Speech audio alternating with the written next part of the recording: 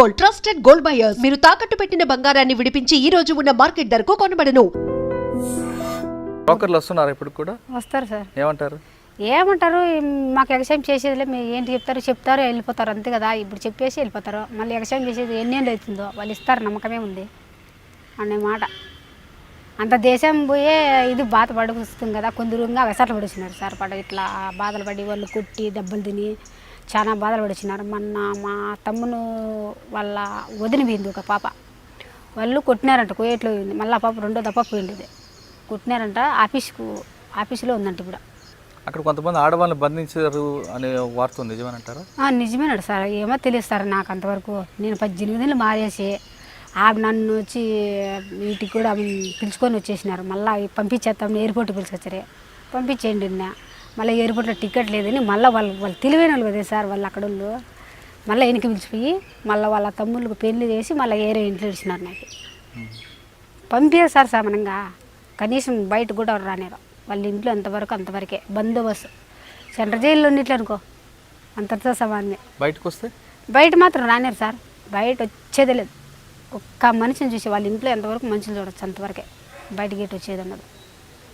మనం అట్లా దెంకొని పావల్లా ఇది కాలని ఇప్పుడు చెత్త పాడు ఇట్లా డబ్బాలలో వేసిరాలు పాలని వాళ్ళు ఇట్లా కార్లు తిరుగుతూనే ఉంటాయి సార్ 24 గంటలు. వాళ్ళంతా ఒకటే అనమాట అక్కడ వాళ్ళు. అంతా ఒకటైనప్పుడు వాళ్ళు ఏం చేస్తారంటే యా ఊరు నీది, యా ఊరు, యా దేశము అన్నీ అడుగుతారు. ఇట్లా ఆ పోరు పెట్టినారంటే వాళ్ళు పోలీస్ స్టేషన్ దగ్గర పిలిచిపోతారు, ఆఫీస్ కట్టుకన్నా పిలుచుకొని పోతారు. మళ్ళీ వీళ్ళు ఇంట్లో ఉంటారు కదా, వాళ్ళ పిల్లంపుతారు. వాళ్ళు ఇల్లు ఎగమెత్తిమయ్యి ఆడేమో 2 మాటలు చెప్పినప్పుడు గమ్మున ఉంటారు. మళ్ళీ ఇంటికి వచ్చి కొడతారంట.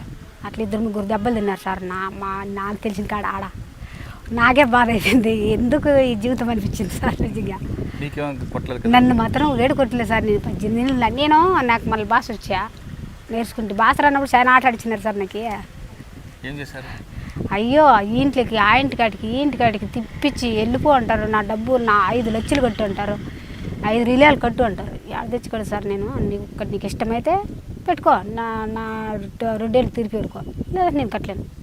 కొడతావు ఏంటి నువ్వు కొట్టేది, పతాటేసినకు నన్ను ఎందుకు కొట్టి, నిన్ను కొట్టేకే నన్ను పిల్లం పిల్లేది, ఆ ఏజెంట్ కొన్ని ఫోన్ చేయి అని తిరగబడి తెలుగుతో ఇది చేసుకునే సార్. నాకు చదువులే ఏం లే, మళ్ళా ఆ ధైర్యంతోనే వచ్చేసింది. లేకపోతే రాలేను సార్. రారు సార్. పాపం ఒక ఆమె హైదరాబాద్ అంట, ఆమెకి 2 బిడ్డలంట. నేను వాళ్ళ తమ్ముని అక్కింట్లోనే ఉంది పోలీస్ పాప డ్యూటీ. పాపం 3 బిడ్డలు, లంక కొంప. వాళ్ళ ఇంట్లో ఉంటే పాప మా అమ్మని ఆఫీస్కి అమ్మేసరో ఎక్కడ అమ్మేసరో ఏం ఏడ్చిందో సార్. నాకు భలే బాధ అయిపోయింది. ఆయన ముందో లేదో తెలియదు, ఎక్కడ అమ్మేసరో తెలియదు అడ్రస్. ఏం చేసినారు తెలియదు సార్. మళ్ళీ 2 నెలలకు నేను ఫోన్ చేసినానా, లేదు అని చెప్పినారు. మాపి నా సుగాల మాపి అని. లేచి కదా మామంటే ఆయన మాపి సుగాల అని చెప్పారు. లేదు ఇంట్లో సరిలేదు, పని చక్రం చేయదు అని చెప్పినారనమాట. మళ్ళీ ఎక్కడ పోయిందని వాళ్ళ చెల్లెలు చేసింది ఆయమ్మ. మా అక్క అట్లా ఫోన్ చేయమని అక్క అమ్మ అని చెప్పాను.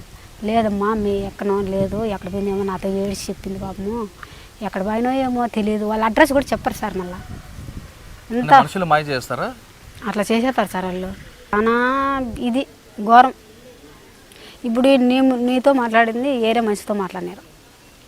నీ ఇంట్లో పని మనిషి ఉందనుకో, ఆ పని మనిషితో మాట్లాడకూడదు. ఆయమ్మ నాకలు చూడొచ్చు, ఆయమ్మ నాకలు ఆయన చూడొచ్చు, అంతవరకే. చూడలేరు, నేర్పించేస్తారని. మా ఇట్లా పలాని మంచి సరిలేదు, ఈ మంచి ఖచ్చితే, ఈ మంచి పర్వాలేదు అనకంగా ఉండదు. ఈ మనిషికి నేర్పించేస్తారు కదా డబ్బుల గురించి, ఇట్లా ఏందన్న గురించి. నీకు పర్వాలేదంటే పర్వాలేదు అనాల, లేదంటే సరిలేదు అది మంచిది కదా ఖచ్చిది, మన బుద్ధిలోకి వచ్చినామని ఏడ్చుకుంటాం కదా.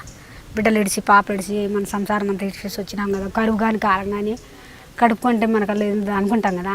ఆ మనిషికి నేర్పించేస్తారని వాళ్ళ మాట చెప్తారు సార్. మాట్లాడుకుంటూ కొడతారు సార్. మళ్ళీ ఇంటికి పోయి ఎందుకు మాట్లాడినావు, ఎందుకు ఆ పని మనిషితో మాట్లాడినావు, ఏం చెప్పింది నీకు ఆ పని మనిషి, ఏం తంట్లో పెట్టింది ఆయన అన్నీ అడిగి ఒక ఆయన పల్లె కొట్టినారంట రోజు. పొడ్ల ధరతో మాకు తెలుసు అంతవరకే సార్. మేమేమో పోయేసాను, చాలా బాధపడుతున్నారు సార్. అక్కడ పోయిన వాళ్ళు మాత్రం చాలా అఘోరంగా ఉందన్నమాట.